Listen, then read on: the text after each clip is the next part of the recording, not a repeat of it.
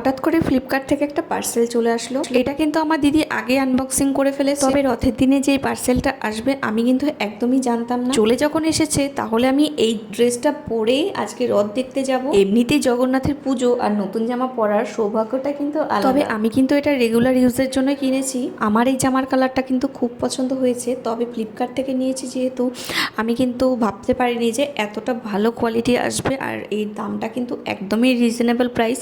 তোমরা হয়তো জানো এটার দাম কত হতে পারে। আমি মোটামুটি পিঙ্ক, ইয়েলো অ্যান্ড ব্ল্যাক এগুলোই পরি সাধারণত। আমার কিন্তু অন্যান্য কালার বেশি একটা পরার মানে ইচ্ছা হয় না। তোমাদের কেমন লেগেছে বলো তো? আমার কিন্তু বেশ ভালোই লেগেছে। এটা যেহেতু প্রিপেড করা ছিল, আমার কিন্তু একটা ইচ্ছে ছিল যে না এটা হয়তো ভালো আসবে না, আমাকে হয়তো রিটার্ন করতে হবে।